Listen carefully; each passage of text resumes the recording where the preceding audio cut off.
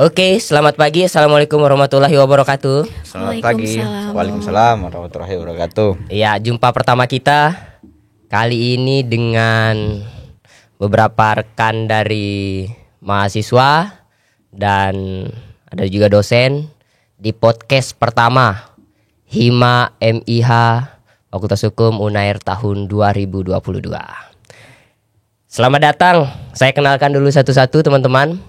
Pertama, saya kedatangan tamu yang energik, lebih akrab di teman-teman mahasiswa.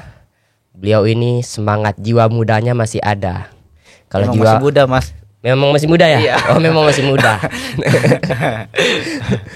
Jadi kalau misalnya jiwa mudanya masih ada, nanti terkesan tua dong. Iya, terkesan Oh, tua. berarti memang masih muda. Masih muda. Apa kabar, Pak Bagus? Baik. Oh iya. Kaget ya. Memang muda. Pak Bagus, kesehariannya apa saja Pak Bagus? Ngajar aja, Mas. Selain ngajar nggak ada lagi, Pak. Ada beberapa, jadi ya konsultan hukum di beberapa lembaga. Konsultan hukum. Kayaknya kalau dari penampilannya ini, kalau sejam itu mungkin bisa main $100 ya. nggak pakai dolar. Nggak pakai. Belum pakai dolar. Maksudnya dua digit lah. Amin. Amin. Oke, selain Pak Bagus, tadi saya sudah deskripsikan sedikit, nanti kita gali lebih dalam. Saya juga kedatangan Mbak Yorda. Mbak Yorda ini mahasiswa S2, maba, mahasiswa baru ya? Benar Masih ya? baru, iya masih baru. Masih Semester baru ya? 1. Masih bau hangat-hangat. Masih semangat-semangatnya Iya. untuk bener. kuliah. Masih berapi-api nih semangatnya. Ya, mahasiswa angkatan gelombang berapa, Mbak Yorda? Saya sendiri masuknya dengan gelombang 4. Gelombang 4. Sekarang berarti kalau dihitung semenjak masuk sudah berapa minggu? Mungkin hari ini masuk minggu ketiga ya. Minggu ketiga? Iya, Oh, masih- benar-benar baru berarti. Masih fresh. Nah, mereka berdua ini merupakan narasumber podcast kita pada siang hari ini. Dan tentunya saya nggak mau sendiri. Saya akan, kalau di sini menguji. Ini bahaya juga mahasiswa uji dosen ini. Sekali-sekali lah. Sekali-kali ya. Iya. Cuma di podcast ini aja Pak ya. Saya Di mana aja boleh. nanti sampai kelas tak uji balik kamu Farhan. Saya ditemani oleh Mas Wahyu, Ketua halo. Hima MIH Unair. Halo teman-teman, semoga sehat selalu. Ini ketua saya ini. Wah, Jadi saya diperintahkan oleh ketua untuk mewawancara Pak Bagus dan Mbak Yorda. ya. Gimana? Kita berdua aja yang wawancara. Boleh, tapi kayaknya Mas Farhan lebih berkompeten untuk bertanya lah. Oke, sesuai pesanan. Sesuai pesanan. Oke, nyantai-nyantai aja. Oke. Kita bukan di podcast Close the Door. Kita berada di podcast Open the Door. Lawannya Master Daddy. Saya duluan ke Mas Wahyu duluan atau saya? Mas Farhan. Oke. Mas Farhan yang Saya nanyanya ke Pak Bagus saja. Oke, silakan, Mas. Pak Bagus dulu. Nah, Pak Bagus, kan dari 2019 kita kena COVID. Bukan kita kena COVID ya, tapi Masa pandemi ya Mas? masa pandemi ya, kita memasuki masa pandemi. Dan mungkin salah satu di antara kita mungkin pernah positif COVID gitu, atau ya setidaknya ada sisi positif dari hidup kita berdua, Mas Wahyu. Nah, dampaknya itu yang paling kerasa itu di dunia pendidikan. Tentunya ada transisi yang pada mulanya kita offline selalu tatap muka, apa-apa itu harus bertatap muka. Kemudian kita dipaksa oleh keadaan untuk online. Oke. Nah, itu cukup lama, Mas Wahyu ya. Itu Iya. sekitar 2 tahun. kurang lebih 2 tahun. Kurang lebih 2 tahun kita dipaksa untuk berinteraksi itu lewat daring, dalam jaringan. Iya. Ya, secara online. Nah, ternyata kita sekarang, kalau saya merasa kita lebih nyaman berinteraksi lewat daring. Iya. Karena sesuatu yang dilaksanakan terus menerus biasa nyaman. Begitu, bukan begitu Mas Farhan? Betul, kita akhirnya terbiasa semenjak 2019 itu kita terbiasa daring. Dan pada akhirnya di 2022 pemerintah mengumumkan kalau COVID ini sudah berkurang Iya. atau bahkan hilang. Akhirnya kita dialihkan lagi ke dunia offline. Interaksi harus kembali lagi dengan tatap muka. Nah, dari Pak Bagus sendiri nih sebagai pengajar. Sebagai pengajar di Fakultas Hukum Universitas Airlangga dan juga pekerjaan sampingannya itu konsultan hukum. Gimana rasanya transisi yang pertama dari offline ke online, kemudian dipaksa lagi untuk offline lagi. Gimana Pak Bagus rasa itu? Baik. Bismillahirrahmanirrahim. Assalamualaikum warahmatullahi wabarakatuh. Selamat pagi, selamat siang, selamat malam teman-teman online semua. Yang pertama saya melihat dari sisi aturan dulu ya.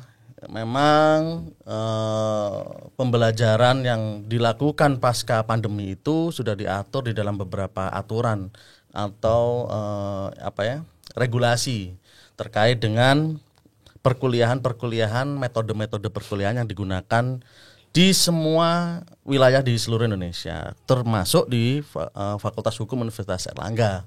Di semua jenjang tingkat pendidikan baik S1, S2, S3 atau vokasi. Nah, untuk aturannya memang jelas bahwa aturan ini diatur di dalam Surat Edaran Menteri Pendidikan dan Kebudayaan, Riset dan Teknologi nomor 7 tahun 2022.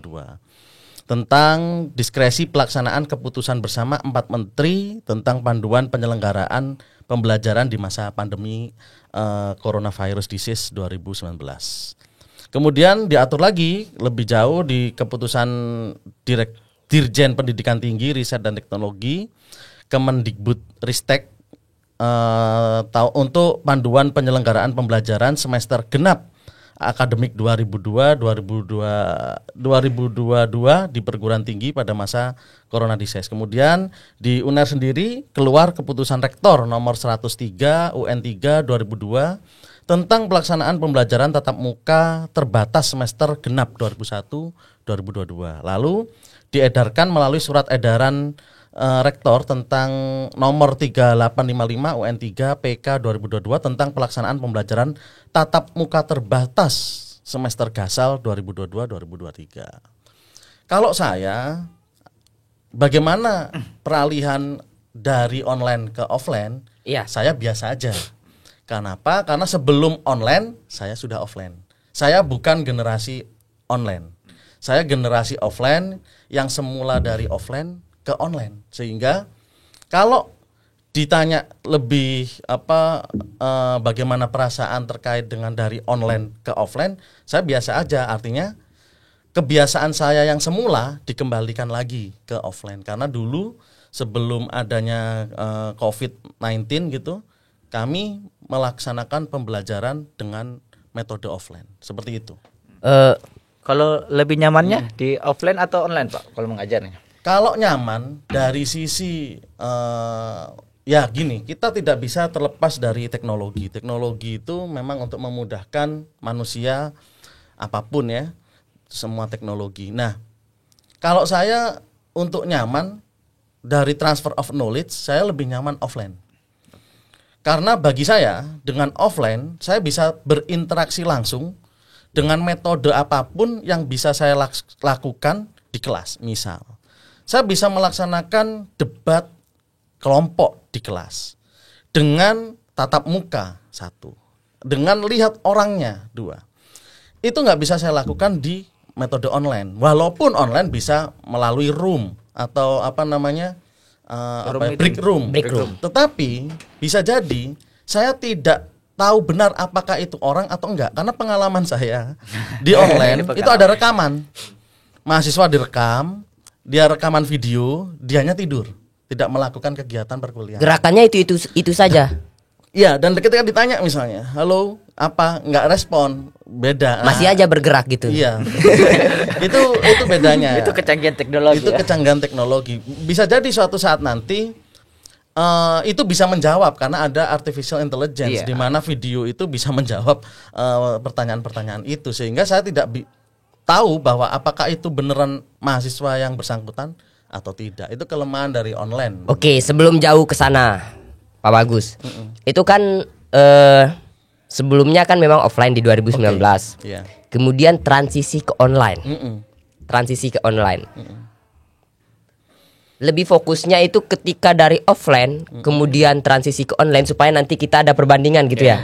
Transisi ke online itu perasaannya bagaimana? Ini saya sebenarnya pertama kan kita nggak pernah dipaksa untuk online kan. Iya. Tapi di 2019 itu dari offline tiba-tiba ke online itu perasaannya bagaimana Pak Bagus? Dari online ke dari offline Iya, ke online. yang awalnya offline kan, kemudian mula Covid itu kita harus online. gitu.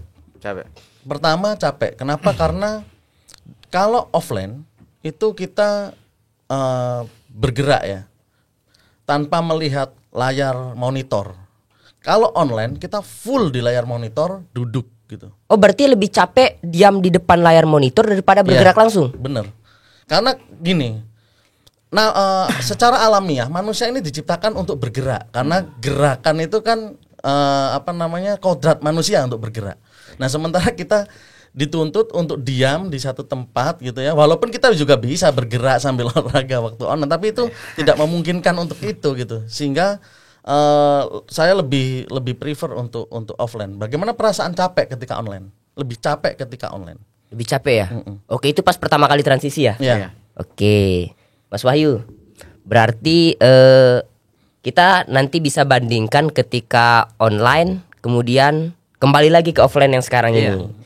Kita tanya ke Yorda dulu bagaimana? Nah, sebagai mahasiswi. Sebagai mahasiswi baru, Masih baru. apa kabarnya Mbak Yorda? Baik Mas. Mas sendiri gimana nih kabarnya? Mas yang mana dulu? Kedua-duanya ini. Oh, baik. Mas di depan saya. Mas Wahyu, pertanyaannya apa untuk Mbak Yorda? Lah, pertanyaannya mungkin sama. Sama, ya transisinya ya. Transisi kan kuliahnya S1 dulu offline ya. Sempat sih mengalami beberapa kuliah online sewaktu S1. ya. Sempat juga offline gitu. S1-nya di mana kemarin? Kemarin saya S1-nya di S1 Fakultas Hukum Universitas Udayana di Bali. Oh, berarti dari Bali. Iya, dari Bali. Saya dari Bali. Oke. Coba bagaimana perasaannya Mbak Yorda ketika offline terus tiba-tiba rasakan kuliah online saat itu? Sebagai mahasiswi. Sebagai mahasiswa ya, mungkin sejak pandemi itu kita merasakan banyak perubahan, terutama juga di dalam pembelajaran itu. Yang semula kita apa-apa bisa bareng-bareng, kemudian terbatas karena salah satu bentuk mencegah penularan COVID-19 itu dengan adanya kuliah online. Tapi lambat laun pun kita akan menjadi terbiasa. Kalau perasaannya sendiri mengenai bagaimana sih kalau ditanya perasaan awal mula tiba-tiba online, mungkin ada perasaan sedih ya, karena kita tidak bisa berdiskusi secara langsung dengan teman-teman, bertemu dengan dosen, tidak bisa diskusi secara face to face. Itu sih Mas. Iya, perasaannya apalagi lihat Mas Farhan nggak bisa lihat langsung kan, gimana kan, beda di depan laptop Mas. Ini Iya. kayaknya kurang ganteng, pas lihat aslinya ternyata keturunan Arab itu. Iya. Pesonanya beda kalau di Oh, pesonanya online dan bisa, ya. offline gitu. Oh, Orangnya iya. beda kan kalau lihat Ini yang jadi kok saya yang jadi di roasting ini Pak Bagus. Oke, lanjut. supaya cair. Oh ya, benar. Mbak Yorda, kan berarti ada perasaan senang nggak ketika misalnya, ternyata kuliah online enak juga tuh. Sempat nggak berpikir, daripada offline, misalnya dari segi tugas kah, kemudian dari segi ujian kah, kan sempat rasakan kan Benar-benar. Online. ya dari offline ke online kan. Gimana perasaannya dari segi pembelajarannya? Kalau dari segi itu sebenarnya banyak ya yang bisa sisi positif yang bisa kita ambil. Jadi semisalnya kita jadi tidak terburu-buru ketika masuk ke dalam kelas. Ada efisiensi waktu di situ, bisa spare time lah kita. Karena dari rumah kita bisa sambil duduk, sambil makan gitu mungkin. Kemudian ketika tugas juga tugasnya disubmit secara online. Jadi apa-apa masih bisa lah kita searching Google kayak gitu. Kemudian kalau ujiannya ada suka dukanya sih kalau di ujian. Kalau di sukanya itu kita nggak secara langsung merasakan deg-degannya itu ya Mas ya kalau kita online. Nah itu sih. Oh, berarti itu kan ujian, berarti lebih nyaman ujiannya online atau offline? menurut saya pribadi sih ujiannya online ya lebih karena lebih enak aja kayak kita masih bisa refleks lah diri kita. Oh, ini Mas Farhan mau tanya. Kalau misalnya Kok diwakili? kalau misalnya ini sambil tidur itu termasuk positif atau negatif, Pak? Oh iya Sebagai benar mahasiswi benar. Kan? Oh iya Katanya iya. dari Pak Bagus itu Oh, iya. negatif. Oh Ada iya, mahasiswi betul. Sambil tidur gitu. Tadi sempat bicara kan, iya. sambil makan bisa, Sambil- atau jangan-jangan pernah nggak ngelakuin Iya. nyantai aja, Nyantai aja kan menggunakan animasi gitu Iya, kan yang menggunakan dimaksud animasi. tadi. Ada nggak kepikiran Mbak Yorda? bukan Wah, kepikiran, bukan sudah dilakukan mungkin. oh iya, atau nggak usah Mbak Yorda dah, teman-temannya gitu. Teman-temannya. Yang dimaksud sama Pak Bagus tadi tuh. Kalau saya sendiri Mas ya, saya mungkin belum terlalu bisa mengenai teknologi. Ya. Ceritanya gaptek. Iya. Menyelamatkan diri Mas Wahyu. Saya nggak bisa soal teknologi. Jadi Itu saya jawaban paling aman, Mas. begitu kenyataannya. Mas. Oh iya iya. Jadi saya sebisa mungkin open kamera ya. Meskipun kadang kalau kita open kamera kan terkendala dengan sinyal. Jadi kadang off, kadang on. Kalau sambil tidur sih itu nggak baik ya sebenarnya Mas, karena itu waktu sesi perkuliahan ya, bukan saatnya tidur. Meskipun dengan online kita masih bisa merekam kembali dan bisa melihat rekaman itu, tapi sangat tidak disarankan Pak ya. Iya. Sambil tidur. Sambil tidur sambil makan. Oh, iya. Boleh berarti. Curi-curi gitu kalau sambil makan. Oh, curi-curi. Enggak apa-apa lah, kalau minum enggak apa-apa ya Pak Bagus ya. Kalaupun offline juga minum makan juga ada beberapa dosen yang membolehkan bahkan. Kalau Pak Bagus sendiri? Saya boleh sepanjang tidak makan keripik atau Iya. kerupuk yang krak gitu ya, mengganggu kelas gitu. Kalau makan minum silahkan. Oh, berarti kalau rasio legisnya nggak apa-apa. Alasannya apa, Pak? Kalau saya gini, kalau sekedar makan permen gitu ya atau minum itu kan wajar, orang dalam jangka waktu tertentu butuh air gitu ya. Tapi kalau sambil makan nasi padang di kelas ya itu kebangetan gitu loh. Ya Soalnya kan? aromanya bikin aromanya mancing yang lain. Iya, pengen makan bareng-bareng. Nah, masa ini kelas apa warung kan gitu. Kita nggak bisa bedain. Tapi kalau hanya sekedar permen atau minuman biasa gitu, wajar-wajar aja. Oke, Pak Bagus. Oke. Tadi disampaikan oleh Yorda lebih nyamannya. Saya nangkapnya ini kita kuliahnya online aja. Tapi pas ujian itu enaknya kita kuliahnya offline aja. Tapi pas ujian itu enaknya online. Gimana Pak Bagus? Ada kesulitan nggak ketika memberikan tugas, memberikan ujian kepada teman-teman mahasiswa itu lebih mudahnya yang mana? Oke. Lebih mudah ketika online atau lebih mudah ketika offline? Oke, gini ada plus minus memang. Ya. Di UNER sendiri kan kebijakan pimpinan adalah hybrid ya. Bisa dilakukan mixing antara online dan offline ya. Nah, online sepanjang ada beberapa kriteria tertentu. Misalnya ada di beberapa mata kuliah tertentu itu mendatangkan dosen tamu dari Mahkamah Agung misalnya yang ada di Jakarta. Nah, yang bersangkutan, dosen yang bersangkutan jadwalnya sangat padat, hakim agung gitu ya, kebetulan menjabat di Mahkamah Agung, nggak bisa masuk ke kelas karena jadwal yang terlalu padat, sehingga beliau ngajar melalui online gitu ya, online ditayangkan melalui Zoom, tapi mahasiswanya datang ke kelas untuk absensi. Nah seperti itu. Atau sekarang semua PPT materi perkuliahan itu di submit atau di-share oleh dosen melalui Hebat e-learning kalau di Fakultas Hukum Universitas Erlangga, khususnya di UNER ya, melalui Hebat e-learning. Nah itu bisa dijangkau dimanapun ketika teman-teman ada di kafe atau sepanjang punya jaringan wifi atau jaringan internet, teman-teman mahasiswa bisa mendownload materi itu. Itu kan juga hybrid gitu ya. Tapi kalau untuk perkuliahan, kalau nggak ada hal-hal tertentu yang sangat signifikan untuk online, pada dasarnya ya offline gitu. Karena ketika mahasiswa datang ke Fakultas Hukum untuk daftar S2, S3, S1 gitu ya, dia kan niat untuk kuliah. Bukan niatnya kuliah itu untuk offline, bukan untuk kuliah online gitu. Nah, oleh karena itu maka ya kalau untuk perkuliahan sebisa mungkin offline dan lebih menarik kalau offline. Transfer of knowledge-nya lebih dapat dibanding online menurut saya ya. Penugasan berarti Melalui hebat e-learning bisa. lebih hebat melalui hebat e-learning. Iya, misalnya saya kemarin ngasih tugas ke beberapa mahasiswa S1, S2 gitu ya. Ditugaskan. Pengumpulannya melalui hebat e-learning. Di situ di aplikasi itu sudah terjadwal deadline-nya kapan, jamnya berapa, filenya bentuknya apa, PDF atau Word. Nah, itu lebih memudahkan. Nah, kembali lagi bahwa teknologi itu untuk memudahkan gitu. Itu sih dari saya, Mas Farhan, Mas Wahyu. Oke, Pak Bagus. Artinya dari segi online-nya kalau dalam penugasan itu mudah diberikan. Kemudian kalau misalnya dari segi perkuliahan lebih nyamannya ya udah tatap muka aja gitu.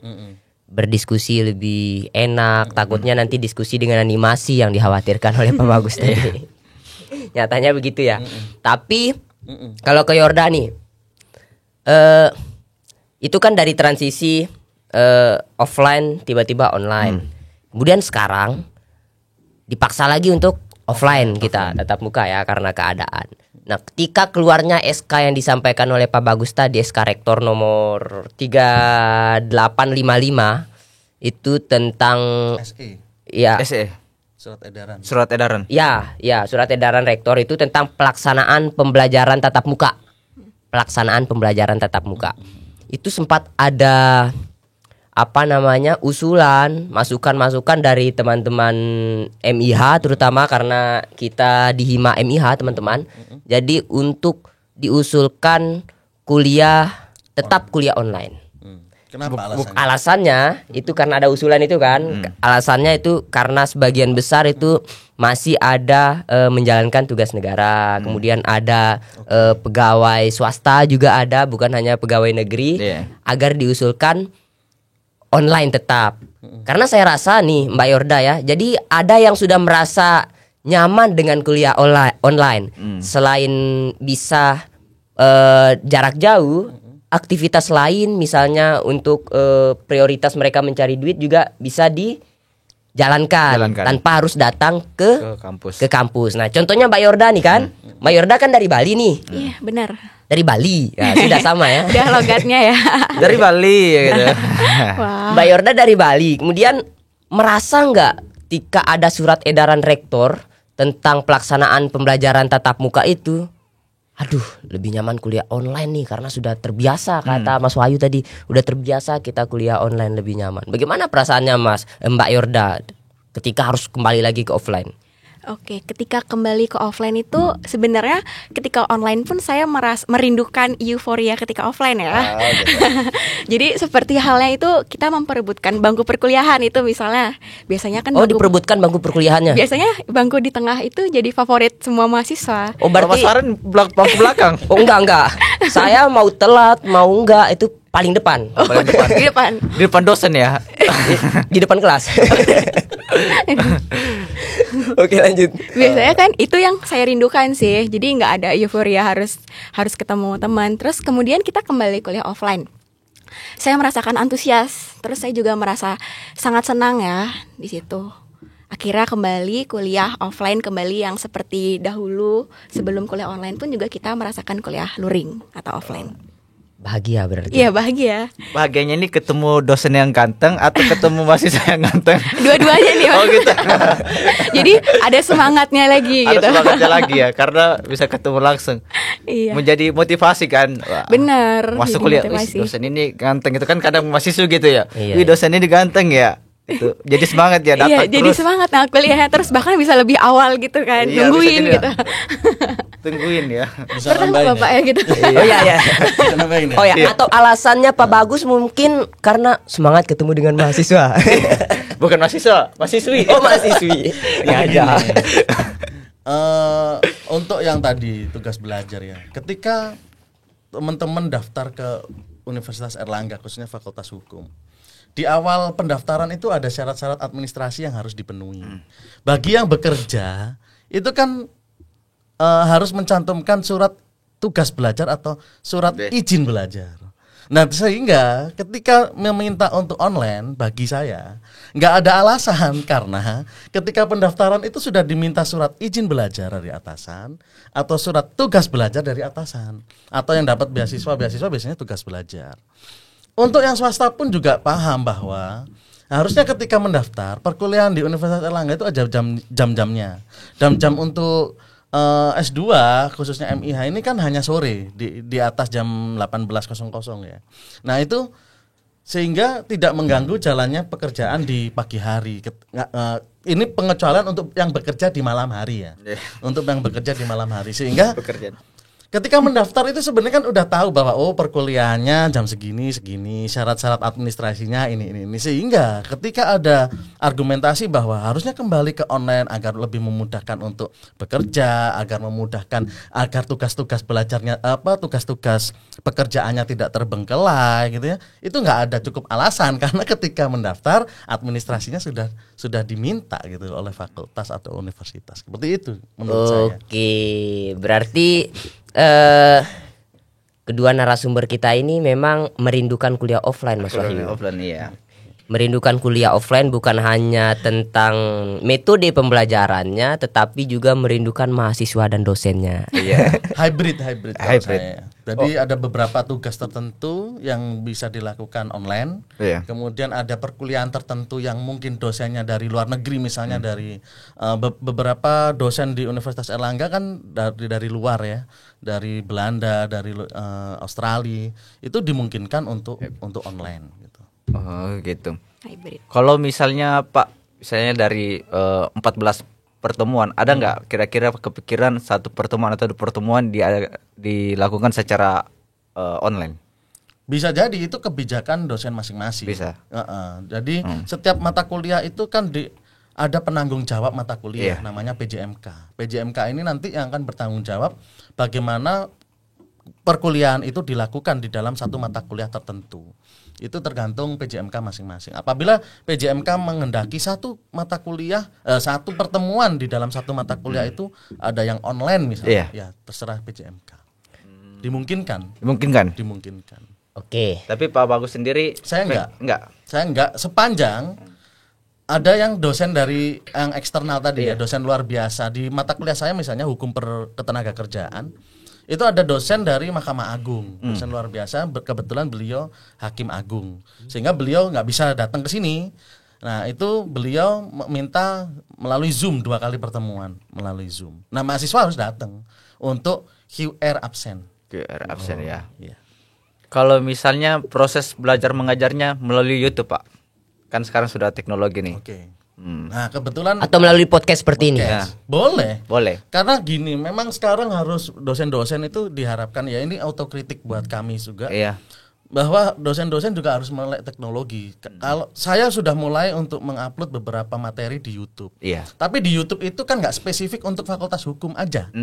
Hanya untuk mahasiswa Fakultas Hukum, tapi untuk keseluruhan gitu loh. Siapa Untuk saja boleh akses. Siapa saja, entah, dan kita nggak bisa memfilter si A, si B, si C gitu kan. Nah, oleh karena itu kalau di YouTube saya rasa semua ya, untuk semua. Tapi itu tadi di e-learning UNER itu ada bisa ngupload video tertentu yang hanya bisa diakses oleh mahasiswa UNER itu sendiri. Itu bisa, dan itu jarang dilakukan oleh dosen-dosen Fakultas Hukum ya khususnya. Tapi kalau fakultas lain ada beberapa. Di Fakultas Hukum ada, cuma sedikit. Nah, Sedikit itu, ya harusnya bisa dikembangkan seperti itu. karena medianya sudah ada, hanya sumber daya manusianya yang mohon maaf masih kurang. Sumber dayanya ada. Kemampuan untuk mengupload, Ada. untuk mengedit video, ada. itu yang kurang. Yang masih kurang. Iya. Oh, iya. Itu yang dimaksud tadi, bahwa kita mau nggak mau harus mengupgrade diri untuk hal-hal yang seperti itu supaya dimudahkan semuanya Dan pekerjaannya. gini, kalau di Fakultas Hukum online itu nggak menarik. Kenapa nggak menarik? Kita kalau di sidang itu kan berhadap-hadapan. Nah, benar. Gimik seseorang, mata seseorang, gestur seseorang itu bisa menandakan dan berargumentasi tertentu. Contoh kebohongan. Itu kan bisa dilihat dari gimik, dari mata, dari gestur. Nah, kita Fakultas Hukum itu kan bicara masalah value-nya kebanyakan kebenaran. Iya. Bagaimana menemukan kebenaran yang hakiki ketika kita berdiskusi atau berdebat dengan seseorang lawan kita. Nah, ketika itu dilakukan melalui online, saya rasa kurang dapat gitu loh feel-nya. Walaupun itu bisa. Iya kan? Iya, Tapi iya. nggak dapat gitu. Nggak dapat. Oke. Misalnya pacaran online LDR. dapat feel-nya gitu loh. Oh ya, kayak LDR itu lebih banyak nggak betah LDR. Iya. Oh, Nggak itulah dapet. salah satu alasan kenapa mahasiswa oh ya meminta untuk ya udah sepakat aja kuliah offline. Salah Iya. satunya Mbak Yorda lebih nyaman karena nggak kuat LDR mereka. Gitu tuh. Ya, ini Ah, sebelum terlalu jauh. ah. Nah, saya rasa ini kita hampir 30 menit kayaknya ini. Ya, kita sudah dibatasi oleh apa namanya? Waktu. Waktu Biasa karena part 1, part 2 ini kayaknya. ya part 2-nya mungkin nanti, Adsense-nya banyak. ini nanti diupload ke YouTube mana ini, Mas? YouTube Fakultas Hukum. Fakultas Wih, Hukum. luar Adsense-nya biasa. kan ke Fakultas Hukum. Oke. Kesannya, saya tanya kesan aja dulu.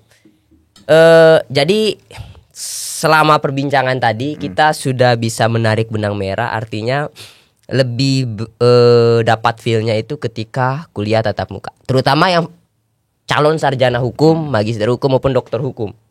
Karena dari gaya seperti yang Pak Bagus sampaikan tadi itu kita bisa mengetahui semua gaya gestur tubuh dan lain-lain dalam berdiskusi itu, apakah itu dalam mencari kebenaran dan seterusnya. Artinya ada value yang bisa didapat ketika tatap muka. Oke, tapi untuk dokter. Untuk dokter ya. Ya, koreksi ya. Oh, Untuk, ya. Kalau untuk dokter itu kan produknya, outputnya adalah disertasi, penelitian yang menemukan sebuah kebaruan atau novelty. Jadi dokter itu kan nggak seperti S1, S2 yang tiap hari harus ke kelas. Iya. Jadi dokter itu cuma 1 semester aja di kelas, dan itu pun hari tertentu, hari Jumat atau hari Kamis doang. Iya. Oleh karena itu kalau dokter, saya rasa bisa online. Kenapa? Karena dokter itu tugasnya hanya penelitian. By riset berarti ya. Nah, bisa jadi dokter nanti ke depan ya bisa online gitu. Oh Online iya. kuliahnya karena hanya sekali 2 kali, tapi outputnya kan disertasinya jadi lebih bagus gitu. Bimbingannya itu yang Pengecualian berarti ya. Dokter, Artinya kalau untuk dokter itu bisa online, tapi untuk S1 maupun S2 itu ya offline. sebaiknya offline. Iya. Jadi Mas Farhan mau lanjut dokter kayaknya. Wah, Iya. Dicatat Fakultas Hukum Unair. Dokter Belanda. S2 aja belum selesai, Mas. Mbak Yorda, kesannya selama kuliah, kita tanyanya kuliah offline aja langsung karena tadi sudah online kan. Iya. Baru 3 minggu kan. Tadi katanya sudah masuk minggu ketiga kuliah offline-nya. Gimana? Kesannya mungkin tugasnya banyak atau ketemu teman-teman baru dari daerah-daerah mana, Iya, atau lihat kok orang ini gagah gitu. Iya, dari tadi gagah-gagah terus takut saya ini. Gitu. Atau Orang lihat ini Mas Wahyu menarik, ternyata gitu. Mas Wahyu Ya gitu. menarik setelah ketemu. Tapi kan saya nggak langsung. sekelas sama Yorda. Oh iya. Tapi kan kita bertemu. Oh gitu. Enggak sekelas, tapi sekos. Oh iya. Aduh, Enggak, masalah. enggak. Satu komplek maksudnya. Kan tadi sudah dijelasin. Jalannya sama. Disensor ini. Oke, lanjut. Oke, kesan dari kuliah offline ya. Mungkin bagi saya kuliah offline itu merupakan penting ya, dan pilihan yang sangat tepat karena dengan kuliah offline itu kita yang seperti Bapak Bagus bilang tadi, kita mampu memperoleh informasi yang didapat dari Bapak Ibu dosen itu lebih terfokus, lebih baik, dan sehingga tidak mudah terdistract dengan hal-hal lain. Karena apabila kita secara online itu fokusnya itu kepada komputer atau laptop, jadi lebih ekstra fokusnya itu jauh lebih ekstra lagi. Kemudian dengan kuliah offline juga kita bisa, apabila ada yang sesuatu yang ditanyakan, bisa langsung ditanyakan di hari itu dengan Bapak Ibu dosen ataupun dengan teman-teman. Jadi memperoleh jawaban di hari yang sama di saat itu juga. Selain itu juga dengan kuliah offline itu kita ada semangat baru karena ada teman baru yang tadi disampaikan oleh Kak Mas Wahyu, ada teman baru, jadi kita ada semangat belajar baru lagi. Iya. Di situ digarisbawahi. Ada teman baru supaya semangat belajar. Semangat baru. Semangat baru. Iya, Oke, gitu. berarti saya sekarang bersemangat karena sudah ketemu dengan teman baru. Teman baru. Oke. Pak Bagus, Oke. terakhir.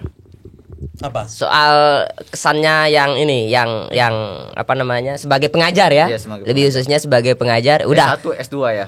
pengajar S1 dan S2, ya udah pertahankan aja kita kuliah offline, kecuali ada hal-hal yang di luar kendali kita ke depannya itu seperti apa. Iya, satu ada beberapa hal kelemahan dan kelebihan online. Oke. Online kelemahannya ya, tidak semua tempat itu terjangkau oleh internet. Oke. Ada beberapa kendala itu sangat mengganggu ketika perkuliahan.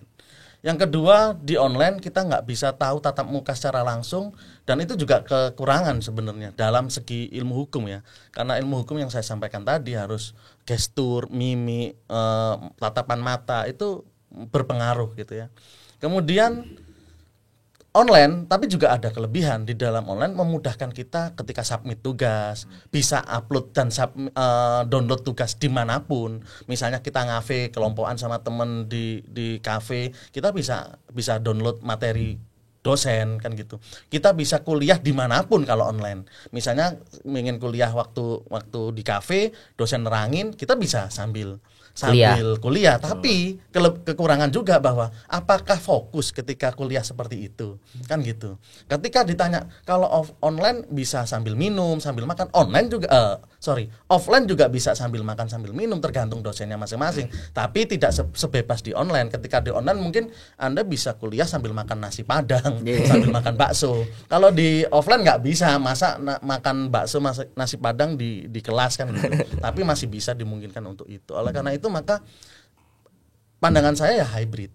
Artinya ada hal-hal tertentu yang harus dilakukan secara online, ada hal-hal tertentu yang wajib offline. Tapi kalau ketika nggak ada halangan, nggak ada COVID, terus ada surat tugas belajar, surat izin belajar, dia sudah niat daftar untuk kuliah gitu kan di awal, bahwa kuliahnya jam sekian sampai sekian, ya offline. Itu. Oke. Berarti kita rasa Mas Wahyu sebagai Hima, keputusan yang tepat diambil oleh Rektor Universitas Airlangga bahwa mempertimbangkan hal-hal yang sudah disampaikan tadi, kayaknya itu sudah dipikirkan terlebih dahulu sehingga memutuskan bahwa kuliah itu kita kembali ke tatap muka, ada hal-hal yang dikecualikan. Ya kayaknya Mas Farhan ini kalau jadi pejabat cepat naik pangkatnya. Pintar memujuk. Enggak. Kalau jadi pejabat ini naik pangkatnya cepat. Saya hanya menyimpulkan hasil diskusi kita. Oh, kesimpulannya kayaknya menjilat sedikit ya. Kalau diusulkan oleh Ketua Hima, bisa selesai saya cepat S2. Menjilat sedikit. Ampun Pak Dekan. Oke, dari Mas Wahyu gimana penutup kita? Ya, mungkin yang dikatakan Pak Bagus itu benar. Ada hal-hal tertentu yang memang harus memang yang online, dan ada hal-hal tertentu yang memang harus offline. Karena menurut pandangan saya, yang dikatakan Pak Bagus juga tadi benar. Kita nggak tahu orang itu berada di mana, atau kalau memang pakai emoji untuk pakaian aja, atau misalnya sedang kuliah cuma pakai baju aja yang berkerah tapi celananya celana pendek. Itu kan banyak. Itu mungkin kurang etis lah sebenarnya. Karena kan kita tahu kesiapan dosen untuk online itu rapi, serius. Meskipun online gitu ya. Iya, online dan offline mereka berpakaian Tetap sama. Tapi rada-rada mahasiswanya juga rada-rada kayak kurang ajar sedikit. Mahasiswi yang didahuluin ya, mahasiswanya juga. Oh iya ya, benar-benar. Lanjut Mas. Nanti ada yang menegur soalnya. Iya, ada masalah apa nih masalah ini dengan mahasiswi? Jadi menurut saya memang, dan kita juga hidup ini harus bersampingan dengan teknologi. Menurut pandangan saya, karena teknologi tidak bisa dilepaskan. Semakin ke sini kita sangat butuh dengan teknologi, karena teknologi kan berbicara tentang efisien. Gimana kumpulin tugas itu melalui hebat aja, nggak perlu lagi di print, tidak perlu lagi dicetak, tidak perlu lagi ke rumah dosen kumpulin satu-satu. Itu kurang efisien. Dan dan mana lagi misalnya dosennya nggak ada di rumah, balik lagi. Jadi menurut pandangan saya yang dikatakan Pak Bagus itu sangat benar. Jadi nggak bisa kita ambil semua online, dan nggak bisa kita ambil keseluruhan juga offline gitu menurut pandangan saya. Oke. Terima kasih Pak Bagus, Mbak Yorda. Terima kasih. Terima kasih Eh, kembali. Ini atas ditunggu podcast selanjutnya. podcast selanjutnya, tapi Absennya banyak. saran saya mungkin Mbak Yordanya tetap, untuk dosennya Pak Bagusnya juga tetap. Waduh. Atau mau diganti Mas Wahyunya aja, nanti mungkin diganti tambah narasumber lagi satu. Atau saya yang diganti ya. Jangan. Oke, terima kasih sudah mampir di podcast kami. Jadi nanti semoga ini menjadi bahan masukan kepada pimpinan fakultas maupun universitas untuk tetap mempertahankan gaya-gaya seperti ini, maksudnya gaya kuliah maupun metode-metode lainnya. Dan harapannya pembahasan kita ini karena baru pertama, jadi sekedar ringan-ringan aja. Nanti akan ada lagi hadir podcast-podcast dari Hima MIH Airlangga tentang pembahasan kuliah, tentang pembahasan Isu hukum. lebih tepatnya ya, karena lebih mengasah lagi kemampuan kita di bidang hukum dengan narasumber-narasumber yang hebat lainnya.